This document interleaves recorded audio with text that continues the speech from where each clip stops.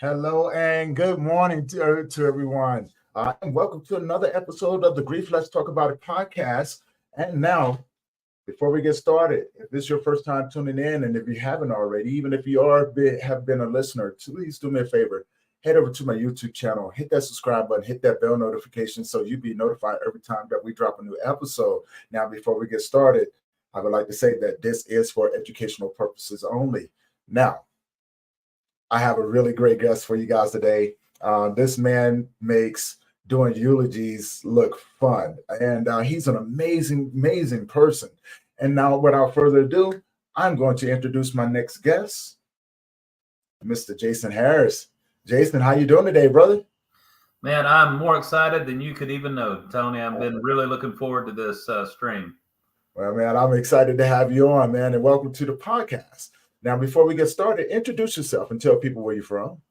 All right. Well, Jason Harris, and I live just south of Arlington, Texas, where the Dallas Cowboys sometimes win. And we're about, I don't know, half an hour south of the stadium there. So Mansfield, Texas is where I am. Awesome, man. And the first time that we talked, we had a blast. We could have talked forever, right? You know, if it had been a podcast, it would have been something amazing. But here we are today, man. So I'm gonna let you kick it off, man. Tell people about your story.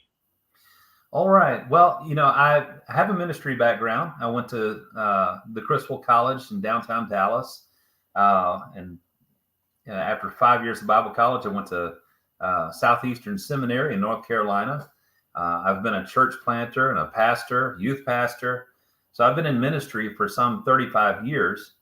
And but then about 11 years ago, I moved back to Texas, and I'd gone through a rather dark period of my life, and I was divorced and kind of on my own. And so I began doing various kinds of sales. And when I moved back to Texas, I saw this ad for pre-need funeral sales. And Tony, to be honest with you, I thought, well, that just sounds depressing. I thought, understood. Who would want to do that? I've been selling things like home improvement, remodeling things, windows, siding, roofs, air conditioning, heating, all that kind of thing. And then when I went to see the presentation for the pre-need funeral sales, I'd never heard of it. And I thought, my gosh, this is so amazing. Everyone should prearrange their funeral because it really helps personal, emotional, and financial decisions so much. Really even helps with the grief journey. Right. And so I got very passionate about selling pre-need funeral insurance and talking to people about prearranging their funerals. And the more I did that, the more successful I was. The company asked me to be their East Texas market sales manager. And so I began talking to funeral homes all over East Texas. I was working with about 50 different funeral homes.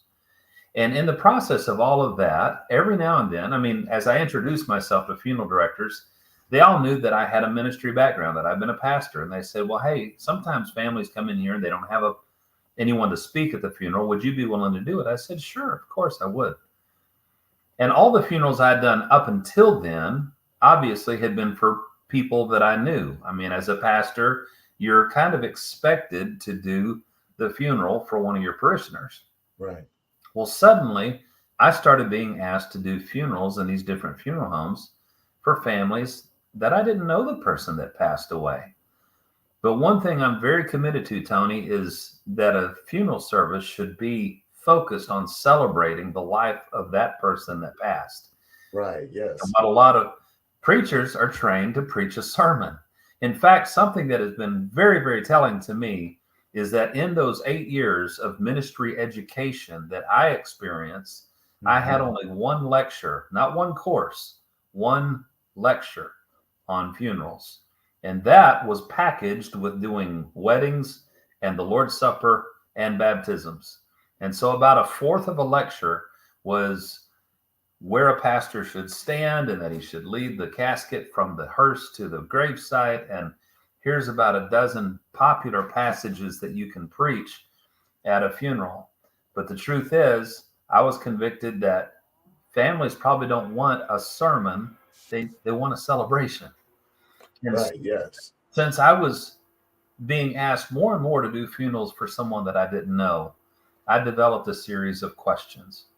And I thought, if I can get these 5 questions answered by as many family members as possible, not only was it going to be a meaningful and personal service, but what started being said to me by more and more funeral directors, and I'm not making this up, they would say, Jason, we have never heard so much laughter coming out of our chapel than when you do services here. What is going on? What are you doing in there? Why are people laughing so much at their loved ones' funerals? And I tell them, I'm not trying to turn anything into a stand-up comedy show. That'd be disrespectful. I don't get in there and tell jokes. I simply am sharing the answers to these questions. And I just had lunch yesterday with a lady whose father's funeral I did a year ago. And see, I still follow up with these families. Yes. And she was telling me, Jason, you won't believe how many people told me they've never seen anything like they saw at my dad's funeral. And I've got to tell you, it was the best funeral I've ever seen. And so now my passion is to teach other people how to do funerals the way that I do. And actually, as a result of developing the 5 questions, I discovered 3 other very significant applications to those same 5 questions. And they were so significant, I thought, you know what? I need to write this stuff down. And that's when I began the work on Good Grief, Celebrate Your Life. And plus it helped that we were having to shelter in place during the pandemic, and I was unmarried at the time. And so I had the book written pretty quick, but I've gotten a lot of really great feedback from the book. Now, let me ask you a question. First, where can people find your book? Well, it is on Amazon, and it's on Barnes and Noble, and it's on iTunes, I believe, and it is an audible book. And so if people prefer to listen to a book in their car while they drive, it's read by the author, and so it's available there as well. But if you search Amazon, and we could probably, I could put those links in the show notes for you if you'd like, or maybe put those links in there. But also, you got a show coming up this afternoon. Before I ask you the next question, if you have the links to your show coming up this afternoon, by all means, put those in the comment section as well, so people can know where to find you, and we can watch your show this afternoon. Now, my second question would be, because you said something very interesting. I think that this is a Western thing that people know. They don't celebrate the life of the individual, and coming from a place where, when I lost my son, it was something that dawned on me. I wanted to celebrate his 8 years of life, not his passing, because I wanted people to remember who he was, the type of kid he was, and how much fun that they had with him, right? Through memories, through pictures, and so yeah, I totally agree. Now, do you find that is a Western thing when people only celebrate the passing of an individual? I haven't done a lot of research on it, but I have talked to a lot of people from different cultures, and some that say, you know what, we party for 2 weeks in South Africa, for example, and it is an absolute celebration of life. And there are other places as well. And, an illustration, Tony, that I often use when I'm at the beginning of a funeral service is I talk about the Olympics. And I talk about, I love the Olympics because it just comes around every 4 years. I know it's interspersed with Winter Olympics as well. I'm talking about Summer Olympics. And you're watching a world stage where elite athletes from all over the planet are competing in a sport that they have worked hard at their entire life, many times from the time they can walk. And you've never, ever seen an Olympic athlete win gold for his country or her country look over at the judges and say, you know what, why don't you just put that medal in a box and mail it to me? No one ever does that. Right. We have a ceremony. It is a medal ceremony. And think about it. They put that athlete on the highest of 3 platforms, They raise the banner of his country. They sing the anthem, or they play the anthem of his country. And if you look closely on that athlete's face, you'll always see tears. And they're not sad because the race is over, for crying out loud. They're looking around and knowing how hard they've worked. And they see everyone in the stands, and especially the ones that they love the most, are doing this. Yeah. They're saying, look at what you've done. And why is it that in our culture, in our society, you hear people say all the time, I don't even want a funeral. I don't want anybody to make a fuss over me. Just throw me in a box and bury me in the backyard. Yeah. Or whatever. Just cremate me. I don't care. And I'm not getting into the difference between disposition of cremation versus burial. I'm talking about the attitude toward the celebration. People must give their loved ones the opportunity to say, look what you've done. Look what you've accomplished. Look who you've influenced. Look at the impact you've made on people around you. We're so proud of you. We love you. But when it comes to funerals, we're so oftentimes focused on, isn't it sad that the race is over?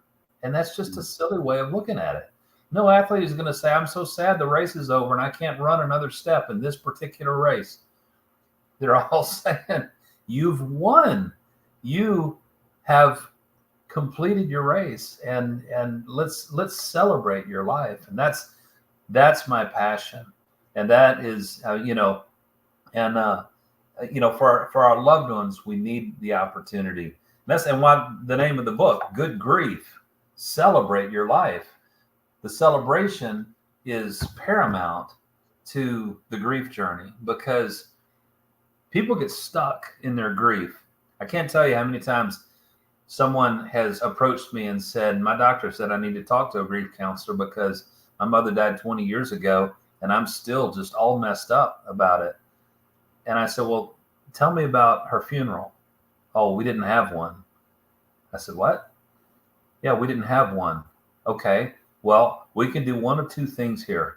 We can have grief counseling sessions for the next 6 to 8 months or 10 months or a year or whatever. We can try to get you some psychological help, or you can have a celebration of your mother's life. For starters, well, she died 20 years ago. I understand. Celebrate her life.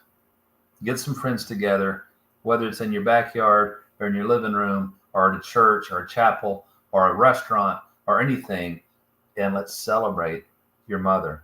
Because when people don't have the opportunity to celebrate someone's life, they can really get stuck in their grief. It's so important to celebrate. Yeah. And, I love that you said that, because, and especially bringing up Africa, right? Because I do a lot of studies. I think the first event I ever did was going back to traditional celebrations. And it was based around African traditions. So, movement, things like that, how to celebrate, there's actually an event that went on. A friend of mine, Beth Erlander, she went out there. She flew into Paris. They hiked up through the mountains, ended up over in Africa, and they had a celebration. So I started looking at these things. I was like, wow, the music, the dancing, and everything, how to celebrate for the 2 weeks of the life of the individual who passed. But then it was something that was tied into it as well, like the spiritual journey of the individuals that had lost, like the elderly men in the family would go off to reconnect in a spiritual way. And then to come back just in a different way, going, no, they're not gone. I'm connected with this individual. The knowledge, the wisdom has been passed down to me, and how they integrated into their tribe and everything else. I thought that was just phenomenal. But then I did more research about other cultures that had done something like that in Brazil, the Amazon, all of these different things. And I was like, wow. I had the opportunity of talking to a partner of mine in Africa. He always gives me a hard time. He goes, you Westerners don't know how to grieve. And I go, well, we try to change that. And he goes, man, you guys you guys got to know how to celebrate and things like that. And then when I hear you say that, I'm like, man, he's connected. He's on a whole new level when it comes down to this. And so, I love the fact that you brought that up and that you integrate that and that you have changed the way that people do funerals and continue to do so and bring up the fact of that, hey, no matter how long they've been gone, have you celebrated their life? Right. That Right. to me is just phenomenal. Great work, man. Thank you for doing the job. Oh, and it's it really is my passion. But I want to say something else, Tony.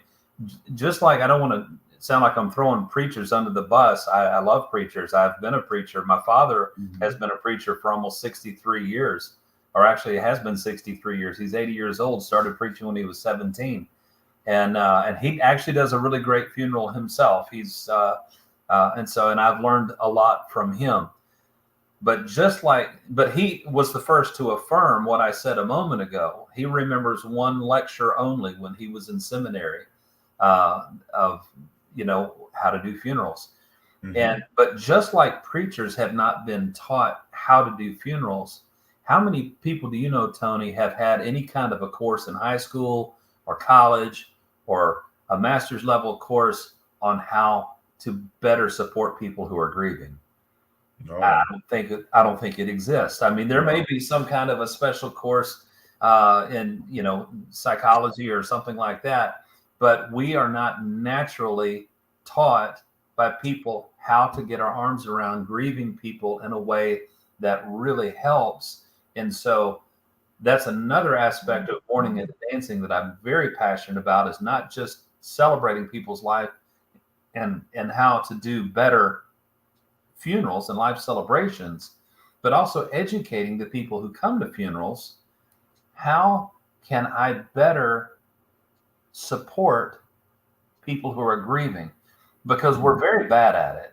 And really all that we have in most cases are just pithy little cliches that usually end up doing more harm than good. So when you go to a funeral and you walk up to the person and say it's a grandmother who died after 86 years, and perhaps she had Alzheimer's, and it was very sad, and all of this, if the first thing that you walk up and say is, well, at least she isn't suffering anymore, or at least she's in a better place, or any of those things, or at least you had her for 50 years, or, to her adult son or daughter or whatever, those things just don't land well. And anything that we try to say with at least is just trying to add a silver lining around their grief and around their sorrow. Right. And sometimes even worse than that, people think it's going to help them to talk about your own loss. And please, if you're listening to this, do not walk up to somebody who just lost a loved one and say, well, I can tell you how I felt when my mother passed away, or when my grandmother passed away, or when my son died, or whatever. Because I'm telling you, it just won't land well. And so we have to be very, very careful about the words that we say. And so there are several things that I've done to really try to help that aspect of what we refer to as aftercare. Because the family always gets 99% of the support at the funeral. And guess what? All of you who are listening, and those of you who have experienced the pain of loss to loved ones who have passed, think back to the day of the funeral. How much do you even remember? I mean, most family members who are grieving a loss at the funeral, they're still either in shock or at best denial. And they're sitting there trying to decide, is this even real? Or am I going to wake up? And when am I going to wake up from this bad dream? Is that really my mother up there in that casket? Is that my son? Are we really at a church or in a funeral home chapel right now? And with all these flowers, is this really happening? Right. And so in the midst of all of that fog and surreal feeling, we're hearing little echoes, almost in a dreamlike state, of people saying, I'm so sorry if you're lost. At least he's not suffering anymore. And all these things that people say. And then a couple of weeks after the funeral is when the reality of the grief really sets in, and that proverbial Novocaine kind of wears off. And that's when everybody's gone. Everyone's gone back to their jobs and they're back to their lives, and people can really feel abandoned after the funeral. And so it's so important for families, if you really want to support someone who's grieving, to stay on that journey with them. They're going through an entire year of firsts. My goodness, next Sunday is Mother's Day. Mm-hmm. And there are countless thousands, millions of people who are going to have Mother's Day land for the very first time without either their child or their mother or a grandmother or whoever. And that's just Mother's Day. Then we've got dads and grads. We've got graduation coming up. Some graduates are going to have an empty spot up there in the stands where their grandmother would have been had she not died 2 months ago. Right. Whatever. Father's Day, Thanksgiving, Christmas, Memorial Day, all of those are the times that they need your arms around them during that first year. And so there's a couple of strategies that I have to encourage people to stay on the journey we can talk about in a few minutes if you like. Yeah, most definitely. And for anybody who's tuning in right now, feel free to answer these questions in the comments. Let us know what you guys think about them. Because like I said, this guy does amazing work when it comes down to changing how we look at celebrating the lives of our loved ones who have passed. I'm gonna hand it back over to you, Jason. All right. Well, I would say, first of all, I'd love to talk about the questions that I ask. Yes. And Tony, you and I talked about these a little bit before, but tell me your son's name who passed. Jake. And how old was Jake? Jake was 8 when he passed. 8 years old. And so the questions that I ask when I am preparing for a eulogy, that's how this began. My first question is, what did you call Jake? Did you have any pet names for Jake? Oh, yeah, he was my Bubba. Bubba. I love it. Yeah, he was my Bubba. All right. And so, a lot of times a pastor is handed the obituary 15 or 20 minutes before a funeral service starts and may not have even had a chance to read through it all. And you'll hear some preachers, unfortunately, and I've been guilty of it myself, mispronounce names and things like that. And then you don't hear your loved one's name again. And we love the sound of our loved one's name. Mm-hmm. And so, but I look for terms of endearment. I want to know, especially like when my grandmother passed away 25 years ago, my dad's mother, and my mom's mother passed away 5 years ago. But if someone other than my father got up to talk about Mabel Lee Harris at her funeral, mm-hmm. that wouldn't have registered with me. I mean, I know that's her name, but I certainly didn't call her Mabel. My goodness, I'm a Southern boy. I got my jaw handed back to me. You don't call me that. That's the truth. And so to me, she was Mamaw.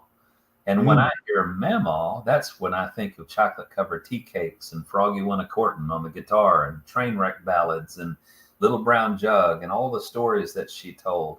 And so that someone's name, especially the term of endearment, is so special. And so I may have made eye contact with you, Tony, and talked about Bubba for a moment rather than just Jake. And so I look for terms of endearment. And then what the crowd is not expecting when I share at a funeral is I tell them, look, today I want you to use your imagination and not think of this place where we're sitting as a funeral home chapel, rather just a giant living room. Like, I love your background there, Tony. It looks like, that we're just going to be in a big room together with this family, and we're going to celebrate Jake. We're going to celebrate Mamaw. We're going to, that's what we're here to do. So, and many times, like about 95% of the funerals I'm asked to do is for someone that I didn't know. And so I never pretend. In fact, I usually own it, right? I address that elephant in the room immediately and say, some of you are wondering who the bald man is up here and why is he at my grandmother's funeral? What's going on? I tell them, look, in some ways, I'm the least qualified person to be up here celebrating his or her life. And that's why I recruited some help. And I tell them, I sat down with this family for several hours and I asked them 5 questions. And many times I like to ask, I put these 5 questions out the night before a funeral at visitation. And that's wonderful because it gives people something to do, first of all. And because after you've hugged the neck, said, I'm sorry for your loss, then people are like, now what? And they kind of look for some flowers to hide behind, and they're feeling awkward, and they're afraid that, they're going to feel awkward with other people's grief. So when they have a questionnaire, they can sit down and fill these out. Not only can I harvest those answers before I finish writing the eulogy that evening, but I'm able to give the answers back to the family after the service that they can bring out and cherish for weeks and months to come in the future. And it just beats the, just a bunch of signatures that are handed to them by the funeral home. It's important that they know who was there, because at the funeral, nothing's really registering or getting in. And so after I share the answers to the first question, this is what Tony called Jake, and this is what other people call Jake, and that sort of thing. And I'll say, does anybody else know any other nicknames? Anybody? And you may learn something then, Tony. He may have classmates. He may have other people who said, well, I called him Scooter or whatever. You may learn a nickname that I didn't know anybody called him that, but people can then share, other terms of endearment and nicknames. But then the second question, if you could describe your son with only one word, what would it be? Bubba was blank. He was bright. Bright Bubba. I love it. That's awesome. Right. He was bright. And do you know, I can ask 10 different family members that question, Tony, and I will literally get 10 different answers. And I've done that before where I've asked them to write it down. Now share the answer that you wrote down. And it's amazing. And all 10 answers are correct. It's just that to each person, they would say, top of my list, my son was bright. And those things. And so now after I share all the answers that I have harvested during the eulogy, then I look out at the crowd and I say, now, what are we leaving out? I want you to raise your hand and just tell me. I'm not asking for a speech. I'm not asking for them to share for a long time. I'm asking for one word. But what's beautiful here, 2 things. One, you kind of feel the room relax. And they're like, wow, we really are sitting in the living room right now, and we're doing this.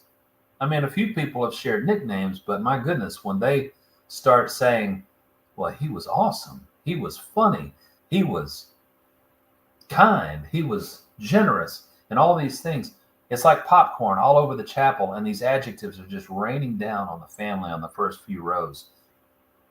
And you see smiles. And some people even plant their tongue firmly in their cheek, and they start feeling freedom to say things like, well, he was a little sassy, or he was stubborn, or he was strong-willed, or whatever. And people start chuckling. Yeah, that was, some grandma, they might say, yeah, she was sassy. And people are laughing and they start chuckling. And then the third question asks, what's one of your favorite memories of or with your son? And it could be a general memory, love fishing with my son, or I'll never forget the time that this happened. Does something come to your mind? Oh yeah. Aside from fishing, but there was one where he set me up. We were in the grocery store, getting groceries, doing our regular weekly thing, and he's looking towards the back of the store where the flowers are, right? I'm not too much paying no attention to him. He takes off, he grabs his little snacks, throws them in the bucket, and he takes off back there, and he's looking back like this. He's keeps going like this. So as I get towards the back, he looks at me, he goes, Dad, sometimes you just got to stop and smell the flowers. And he bends down and smells this flower. And then he gets up, looks back again, and takes off down the aisle. Now, I didn't catch on to what he was doing until the girl behind the counter jumped up. And she was like, oh, my God. I was like, no. You don't understand. I don't know where you got that from. He is literally 2 hours down laughing his butt off. He literally set me up, right? Then he takes off. So that will be one of my funniest memories I've had of him. I Him love trying to that. shut me up. And I tell you, see, so when a story like that is shared at the service, then there is laughter. And it's amazing how many of these stories, even if I share 3 or 4, most people's favorite memories include something that was just crazy that happened, or something funny, or whatever. There's an example in my book of this lady she'd been married for 26 years. Her husband passed very suddenly. And when I asked her, what's one of your favorite memories of your husband? I was thinking after 26 years, she would have talked about their honeymoon or a cruise or something kind of elaborate.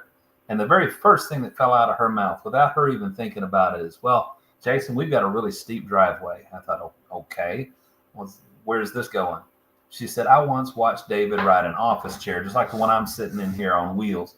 Watched him ride an office chair out the garage and down the driveway and across the street, just to see if he could do it. And Tony, you're laughing and you don't even know this man. Never. Right. But I can imagine him. You can see it. That's right. And it Yeah. took me all of 7 seconds to repeat that story. And yet you say it in a room full of people who knew the guy and knew he was a, hey, y'all watch this kind of person. And they're just doubled over, holding their stomach, laughing, almost falling out in the aisle. And that's where, again, the funeral directors start peeking around the corner like, what's going on in there? Why is everyone laughing so hard during a funeral? 4th question is, what is a life lesson you gained from your loved one? A life lesson. What's something your son taught you that you'd say, I probably do this more because of him? To allow my soul to be free in a world with restrictions. Oh, wow. Well, that's profound. Well, and the reason being, my son, he was just this curious kid, just like most kids, but I paid attention to my son. And the way that he saw life, he wanted to go climb the trees. He wanted to go see the babies. He wanted to go pet the dogs. He wanted to go run, right? He wanted to go, jump in the creek. He's the one who taught me that no matter how old I get, my soul is still a child. And he taught me how to see the world through his eyes. And I started to remember when I was his age. And I started to remember when things changed as I became an adult. I said, you know what? I'm going back to times were simpler, but things made more sense to me. I'm going to apply that to my life. Wow, that's again. I'm going to allow my soul to go out and meet people and not be afraid and just be curious. Even as a 50-year-old man, I am still curious about the world every day. The people that I meet, I'm always curious. Who is this person? That's right? so good. That's so because the one thing that come out of all of that that I was always reminded of, people will always remember the way you made them feel. That's exactly right. So remember what you say, but they will remember how you made it. Right. They will remember. They may not remember your face, but if you come around them, they'll go, oh man, I know you. And it's all because of that interaction I had. I allowed my soul to connect with them and go, hey, allow my soul to sit with you. That's so good. Allow my soul to sit with you. Allow me to get to know you, not the outer, but allow my soul to connect with your soul, because you're in a place right now where I think you can use a little bit of me with you. And that's what my son gave me. That's so good. And it's interesting because I think of two sides to what you just said. The Apostle Paul said in 1 Corinthians 13, when I was a child, I thought like a child and I spoke like a child. When I grew older, I put away the childish things. But Jesus himself told us that we need to become like a child. Right. That where it comes to our faith, to where it comes to living out our faith, that we need to have that curiosity and that, everything that you were just sharing. That was fantastic. Really, really so good. And when I put the questions out the night before a service sometimes just friends of the family have difficulty writing the answer to number 4. What is a life lesson?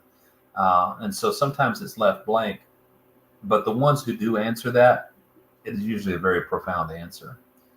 And the final question is usually more emotive, but I like to ask, if Bubba could talk to you just one more time, what would he say to you today? Mhm. Wow.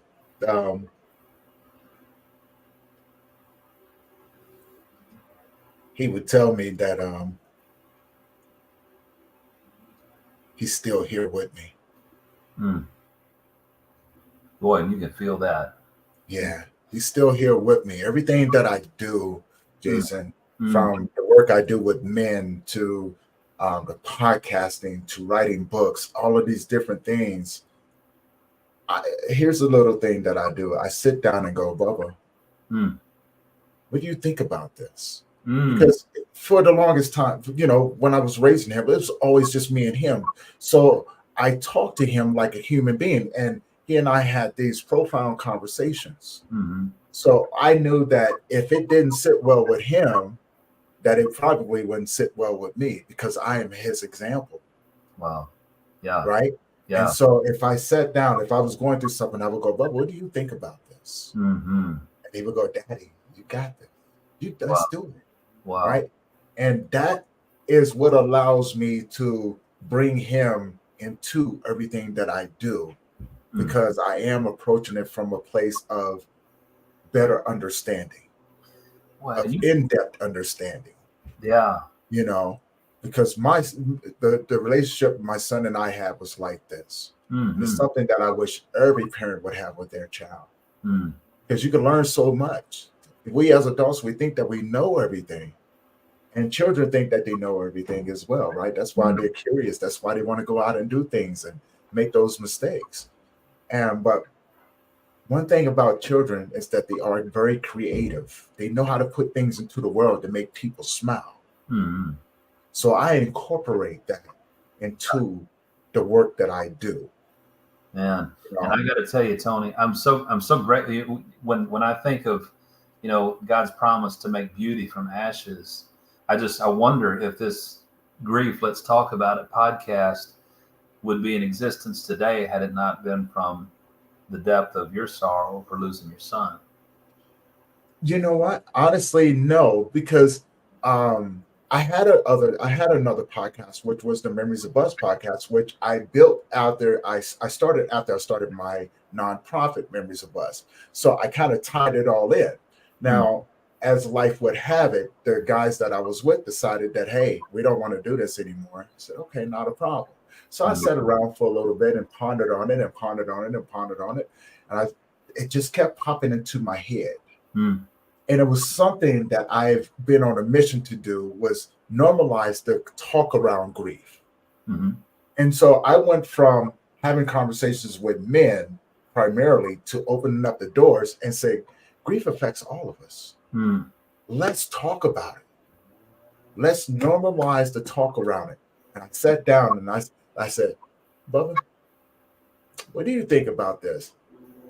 And and I just heard his voice said, you got it. Mm-hmm.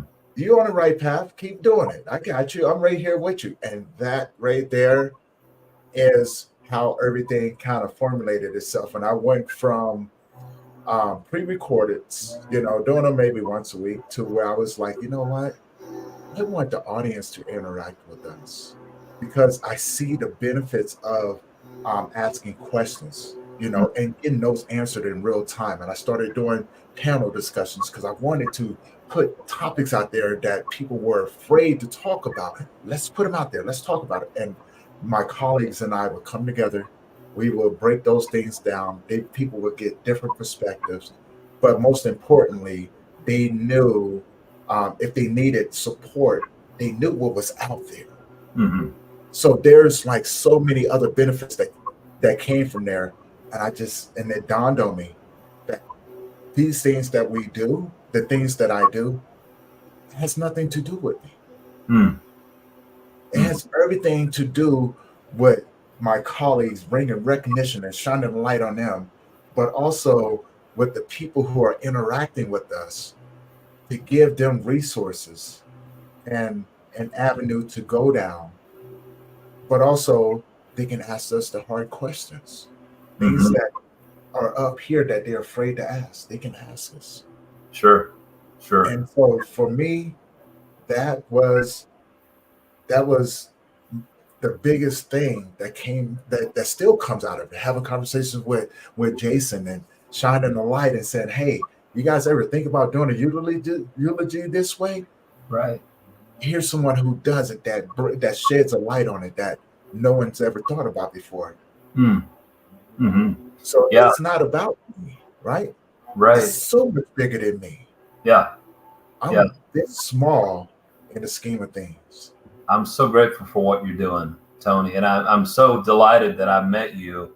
And just like you said, I mean, we could have talked for another 5 or 6 hours the other day when we first met, Exactly. and I feel that way now. I could keep talking, but I don't know how much time we have, but We got about 15 minutes. well, let me just share an element that I introduced into the services that I do about 5 years ago.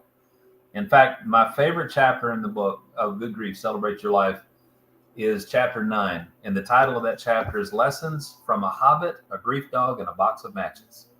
And all three of those are illustrations of what I was talking about earlier, how important it is for people to stay on the journey of grief with the family who is suffering, for the family who has suffered the loss.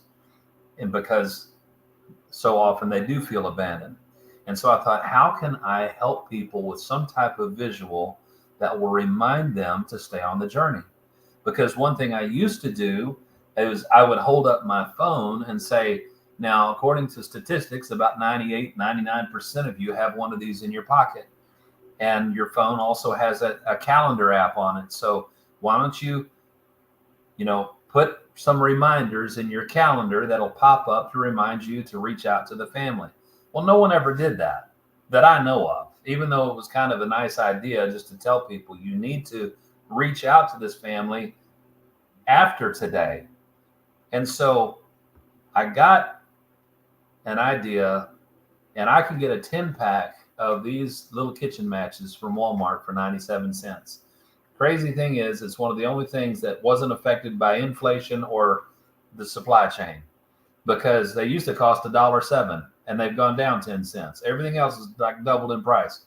But what I do with a 10-pack of matches, I'll get several of them and make 50 or 60 of these. And I print out labels. As you can see, there's a picture on one side. This is a lady named Janelle. She passed away last May. As a matter of fact, it was a year ago this month. And on the back, I have some things that represent some things that she loves. She loved teddy bears. And, if somebody loves bowling, for example, I might have bowling ball or bowling pins or a golf club or a fishing rod or whatever. What I put on there is superfluous. It's just, to represent and personalize for that person. So when I get up at the end of a service, this is what I say. On behalf of the family, I want to thank everyone for being here today. Some of you took off work to come to this funeral, to get your arms around this family, and they appreciate that. But I'm going to tell you something today that you may or may not realize.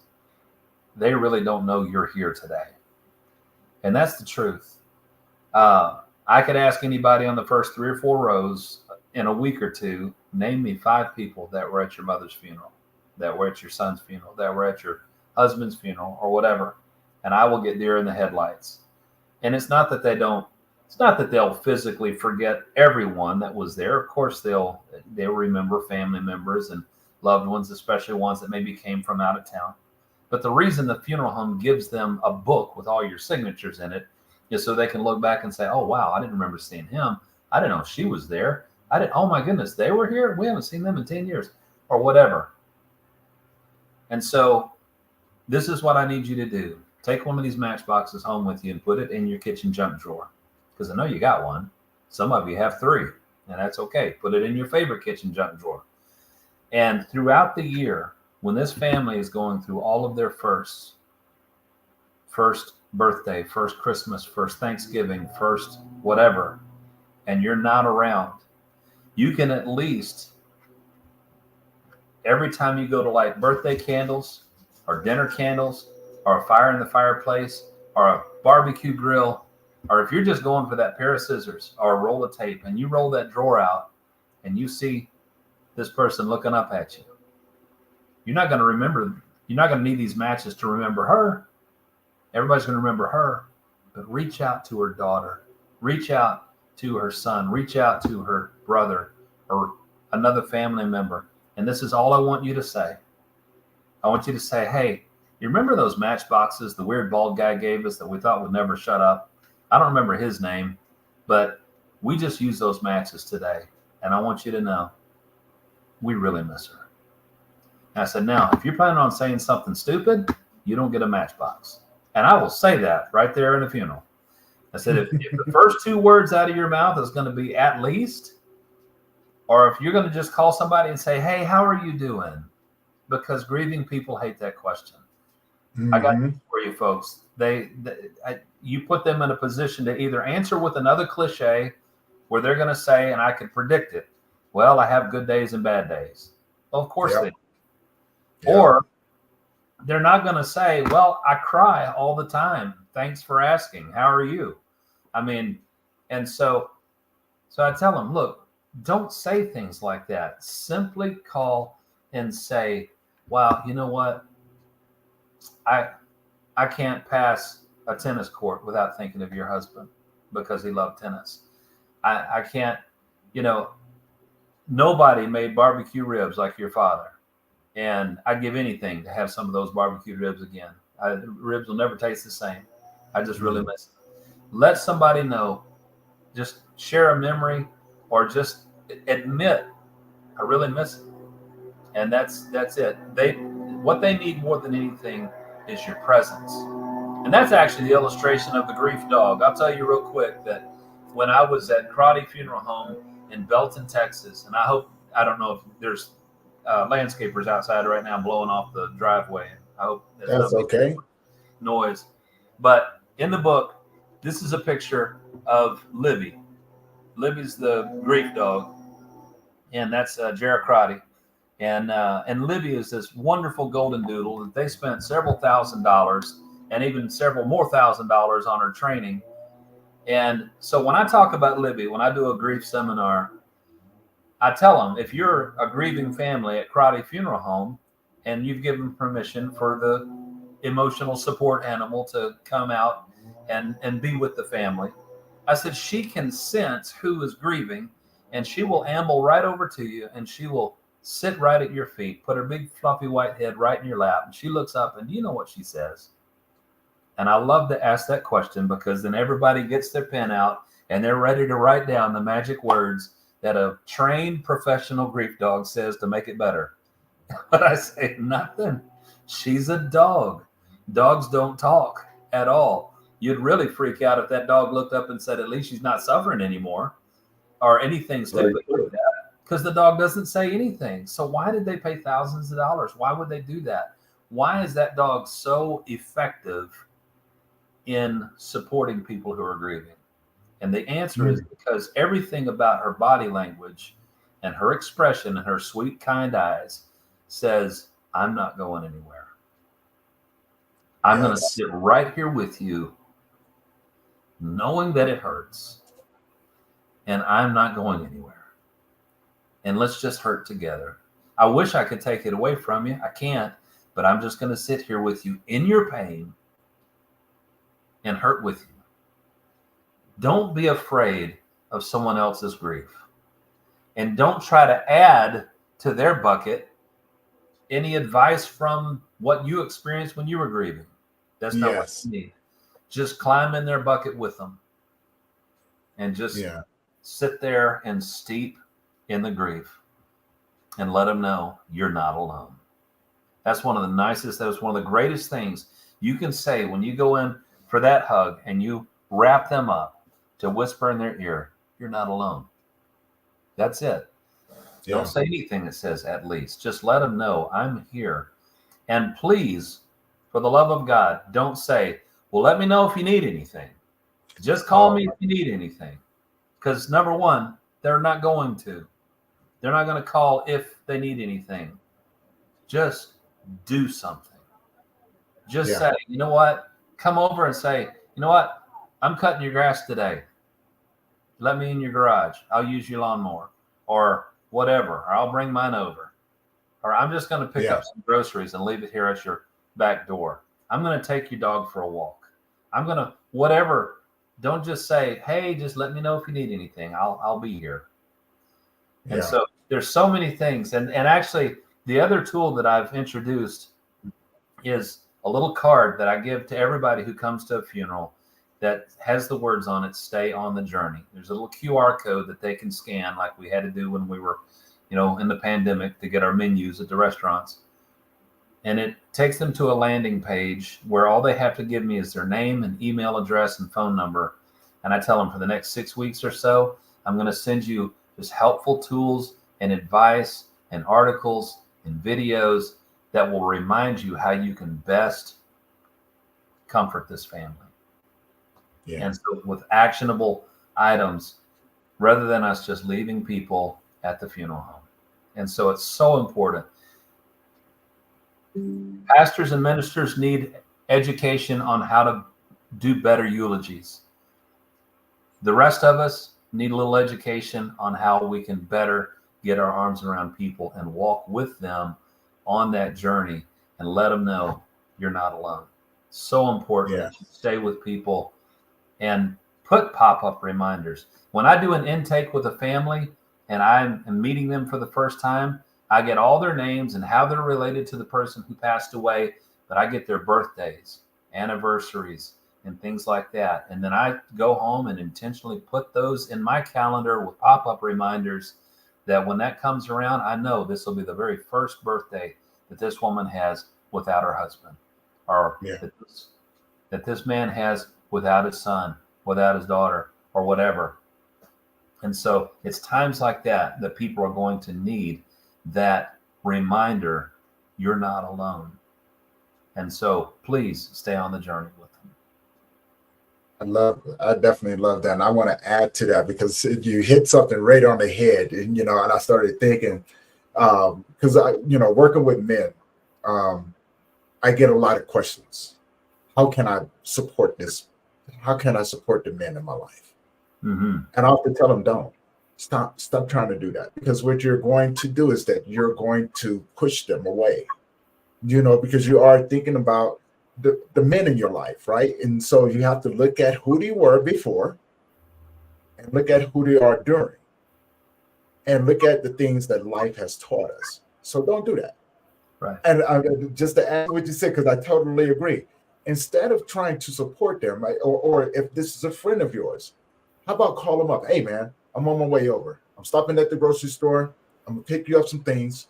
I'm heading over. You don't have to do anything. Would you like something to drink? Would you like something to eat before I get up over there? I'm not even giving you the option of telling me no.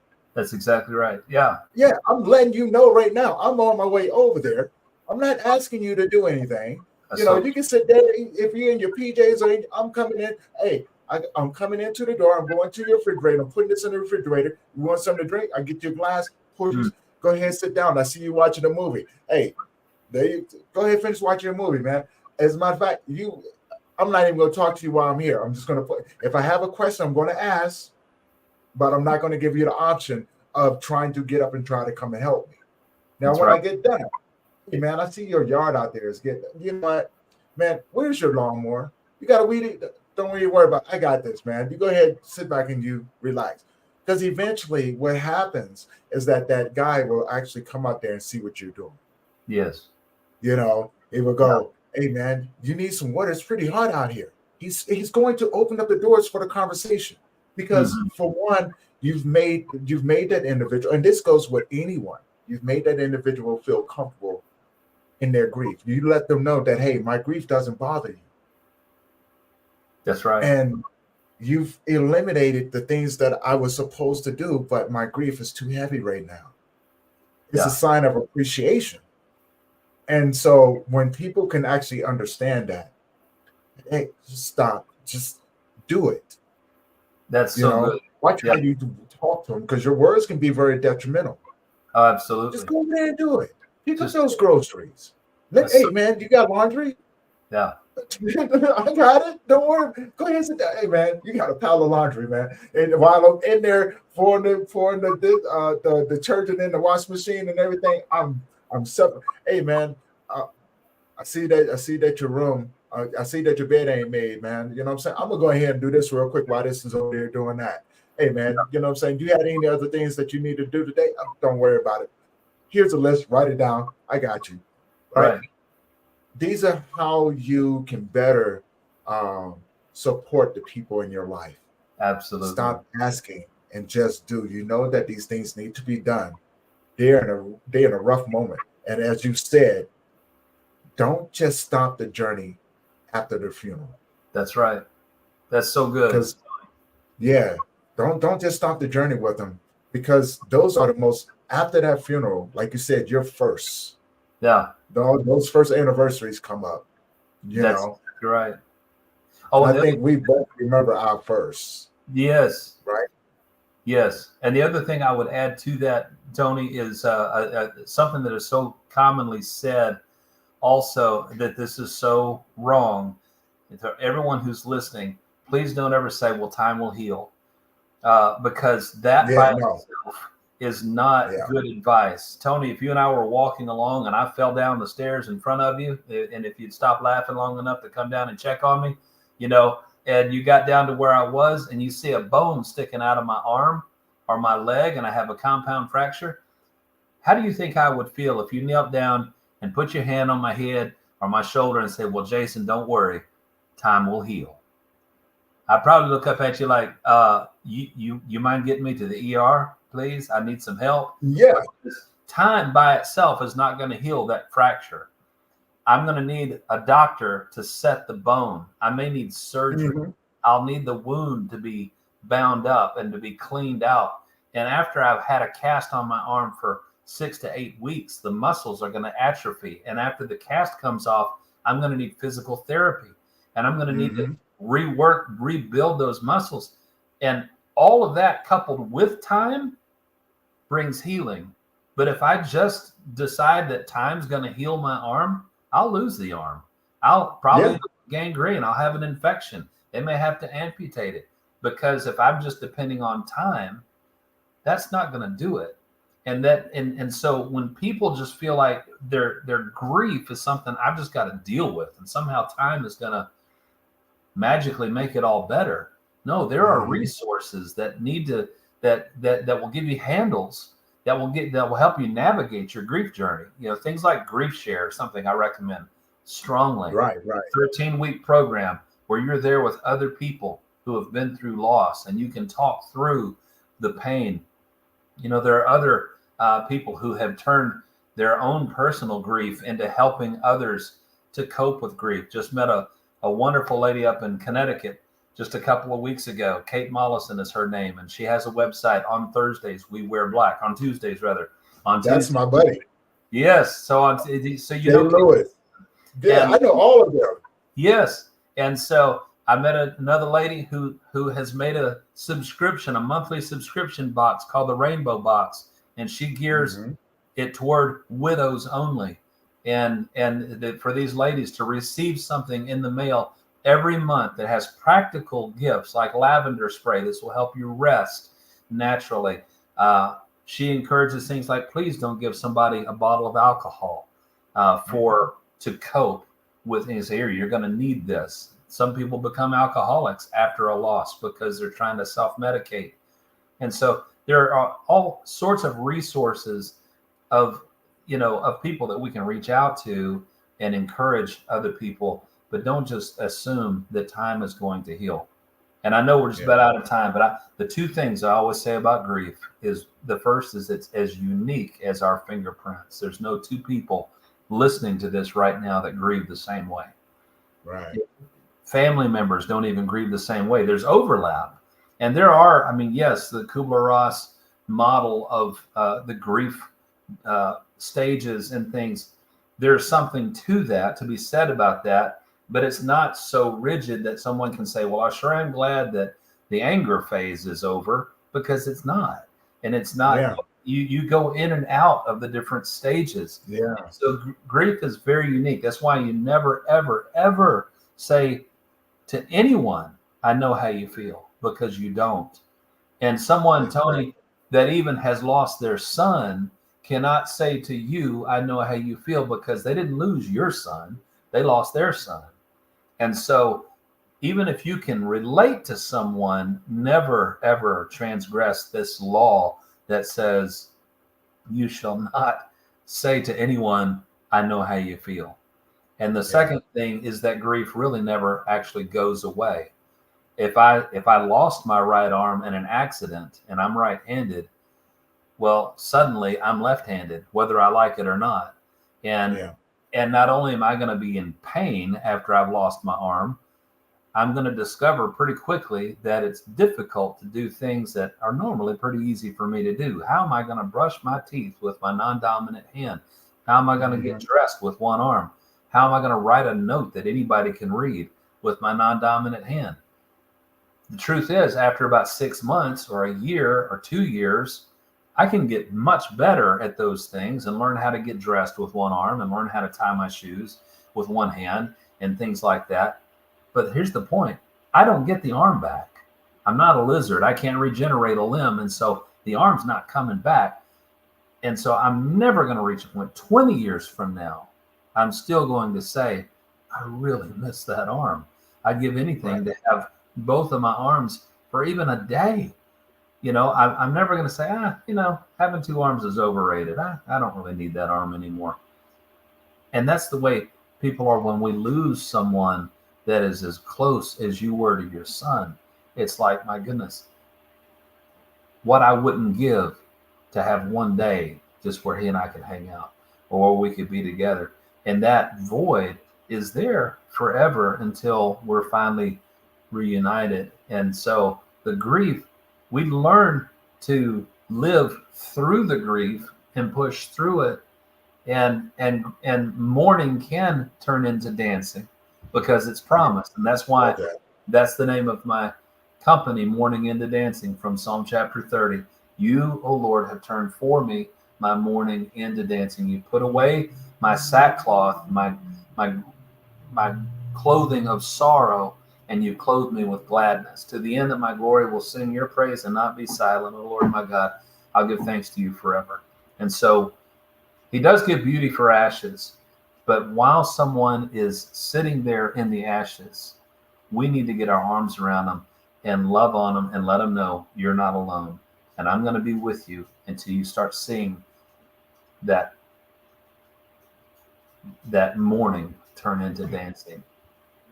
So I'm so grateful for the opportunity to be here with you. I love what you're doing with the Grief Let's Talk About It podcast, and I just pray that you continue to reach people who are grieving a loss, and to keep giving them hope that the joy is coming, and it will be here, and it's going to come someday. But in the midst of it, we've got to stay on the journey with the ones who are suffering. So thank you so much for what you're doing, Tony. Of course, man. And thank you as well, man. I was going to ask you to leave the audience with something, but you just left them with something that left them with a beautiful gem. And to add to that, when we talk about the stages of grief, as a reminder for those that are out there, the 5 stages of grief are just different pillars. There are many, many more stages of grief that comes along with that, like sorrow, despair, desperation. All of these things factor into those. So don't be so caught up on, am I following the 5 stages of grief or anything like that? Grief, there's no blueprint. That's right. You do grief the way that you do grief. Do it the way that you need to, because it's yours. Jason hit it on the head. Your grief is just as an individual as your fingerprint. It is yours. Mm-hmm. You don't have to follow what I've done or what Jason done or what anyone else has done. It is yours. Just do it the way that you need to do it, when you need to do it. And those that will walk with you, you will know. Right? That's because right. we often have those people that go, oh yeah, I'm right there with you. But you know, you have out of 5 people, you may have 2 there to go that are truly going to walk with you. So I think it's something that you said that needs to be passed down. Don't forget the person that's grieving. Amen. Don't ever forget them, That's right. because they haven't forgot you. And you walking away from them can really change their perception of you. Right? That's right. And that's a beautiful thing. Now, before I let you go, Jason, because this our journey just now began. Like I said, we'll talk a little bit more after the show, because I want to talk to you about some things which I'm going to be, we'll be announcing these things as time goes on. But tell people where they can find you, brother. Well, I have a website that is just speakerjason.com. And I couldn't believe that domain was even available, but I look for opportunities to speak at churches or at schools, community events, any stages that any event that you need a keynote or anything like that. You can find me at speakerjason.com. That also has a link to another website that is just Mourning Into Dancing. That's .org. But I would rather you find me through speakerjason.com, because a lot of people will either misspell morning because they're thinking of morning versus evening instead of mourning like sorrow. But speakerjason.com is the best way to reach out to me. And my phone number is in there if you'd like for me to come and speak at an event. And there's also a link to where you can order the book, whether it's an audio book or the actual book itself. But yeah, that's usually the best way. And Mourning Into Dancing is on Facebook as well. Anyone would like to find me there, and I'm on LinkedIn. And so, but yeah, that's the best way to reach me, speakerjason.com. That is so awesome. And now flash your book up from one more time for me. Yeah. Looks like this. Everybody, please go and check out this book. If you guys enjoyed this conversation, trust me, the book is full with so much more information. Guys, check it out. Go check it out on Amazon. It's in Barnes & Noble. Check out the ebook. Be sure to reach out to Jason. Ton of knowledge. Great man. He's going to have you guys rolling. So if you want to do your funerals different, reach out to him. This guy's freaking amazing. You guys are going to see so much more of him. This is, like I said, this is just the beginning of our journey. So, and with that being said, for you guys who have tuned in on Instagram, LinkedIn, Facebook, Rumble, YouTube, all of these different platforms, Twitch, thank you guys for tuning in.